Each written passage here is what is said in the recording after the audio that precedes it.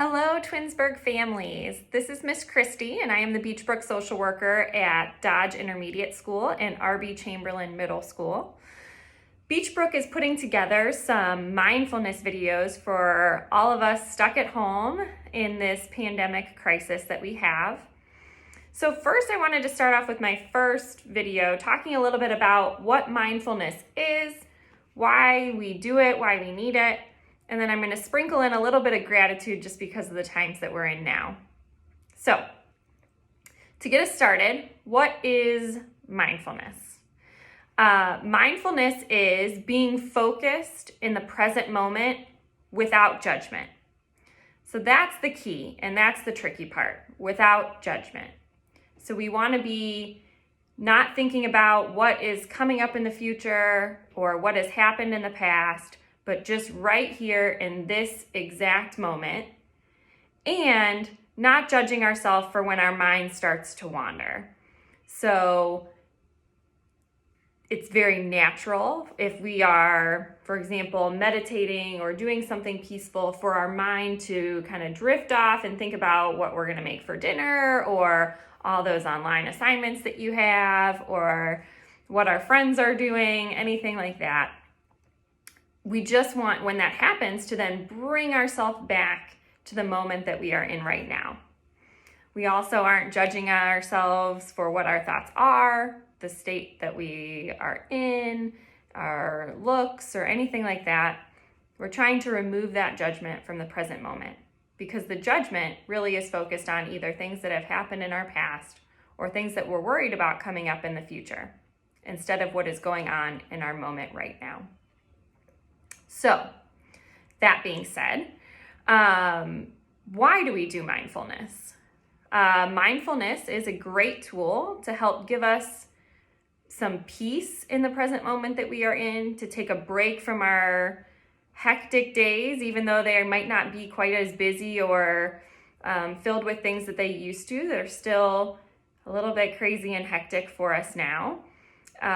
So it can be a great break. It helps to heal our body and mind from some of those tough emotions that we experience every day, whether that be anger or sadness, jealousy, guilt.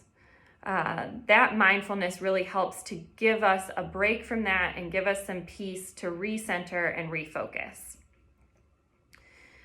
I always tell the students that I work with a little fun fact about when our body and mind are truly at peace. So when we are, as I say, our happiest. And by happiest, I don't mean that like excitement or joy that we experience day in and day out. But what I mean by that is our needs being met all of the time, instantly.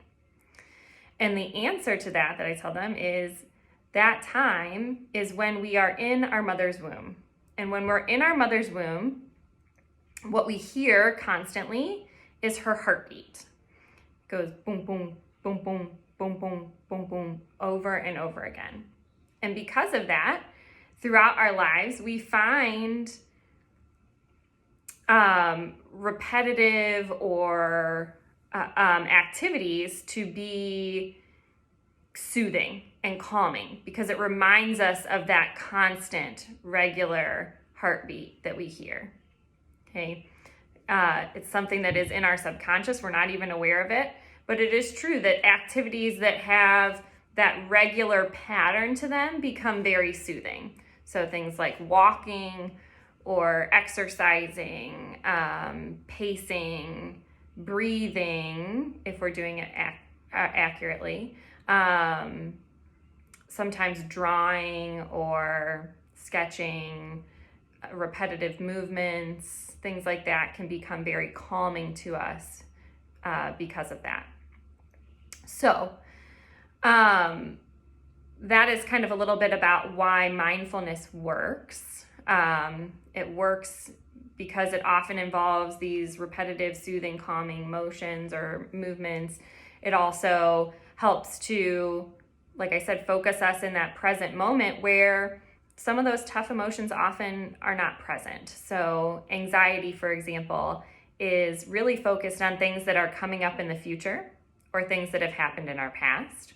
And so when we truly take that time to focus on the present moment as opposed to the future and past, then that emotion starts to dissipate and calm.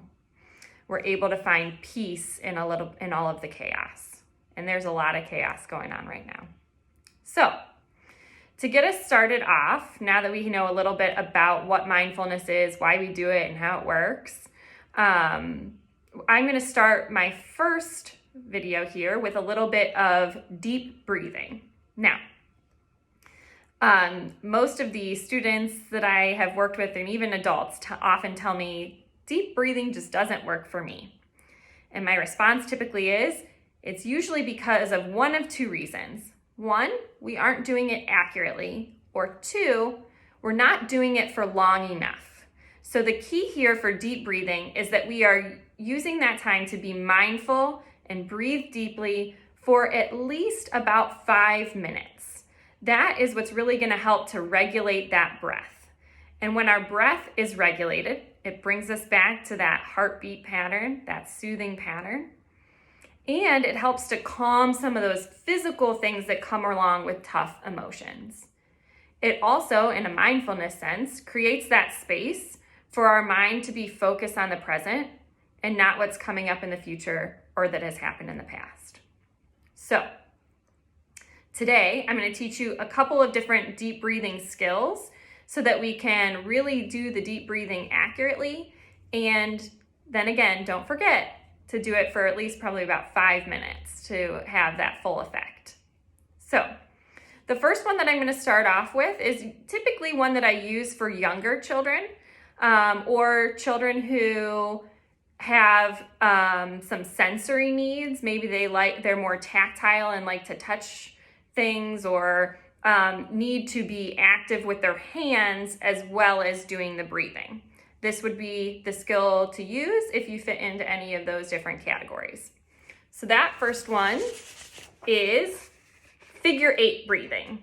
So if you can see, it looks like this. You can draw just any sort of figure 8 around. The first part, if you can see, you start right here. So the child you would take your finger and trace along these arrows here until the middle. So during that first part, the first half of the 8, you're going to breathe in. Okay, so until you get a good deep breath. And then the second half, as we follow along with our finger, we're going to breathe out.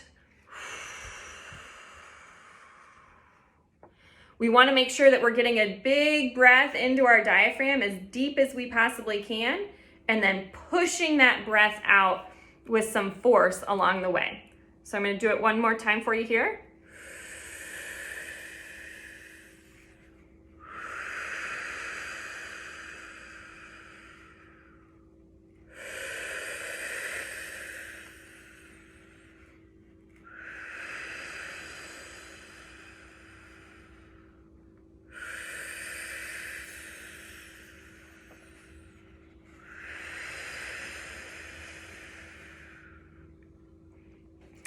So as part of that mindfulness, if you're using the figure 8 breathing, you can be thinking about, what that paper feels like under your finger, how the 8 looks, what it feels like to get that deep breath into your belly all the way down, and then pushing that breath out. What I wouldn't want to be doing with that judgment is probably judging my figure 8, because there's a little flat part of it here, and I wish that were a little bit rounder, but we're gonna ignore that one for our mindfulness here. Okay, so that's the first one, our figure 8 breathing. Again, great for kids that need some sensory things or like to do things with their hand while they're doing a coping skill or a mindfulness activity. This would be a great one. Also for the younger kids, because it is visual, they don't have to know how to count or anything like that. They're just tracing right along the figure 8. Okay, our second one is 4-7-8 breathing. So to do 4-7-8 breathing, we are going to breathe in for 4 counts, hold it for 7 counts, and then breathe out for 8 counts. Okay. The idea behind this one is that we are really focusing on getting that deep breath in, holding it in, and then breathing it out. When we are experiencing heightened emotions, for example, we tend to breathe in and out very quickly, okay? And oftentimes we push that breath out, but we're not getting a lot of air in. So this is designed to help that. So we're doing a really deep breath for those 4 counts, practicing holding it in, and then breathing out for 8, which is gonna slow down that in and out, in and out, in and out process that we do when we are experiencing a heightened emotion like anger, anxiety, or sadness, okay? So let's try it together. We're gonna breathe in for 4, hold for 7,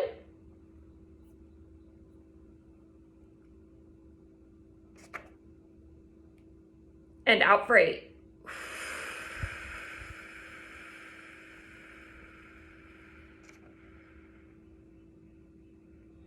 In for 4,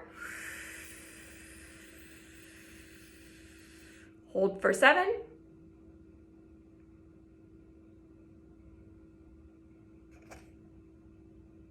out for 8.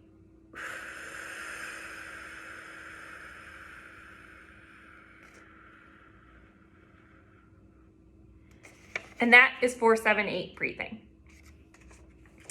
I have 2 more here for you today. The next one is square breathing. So if you can picture a square, we're gonna go breathing around the square. So we breathe in for 4 seconds, we hold it for 4 seconds, breathe out for 4 seconds, and again, hold for 4 seconds. That is our square breathing. If again, you're tactile or like to have a visual, you can always trace your finger around the square if you'd like, or you can just do it in your head, okay? So let's practice the square breathing. We're gonna go in for 4, hold for 4, out for 4, hold for 4.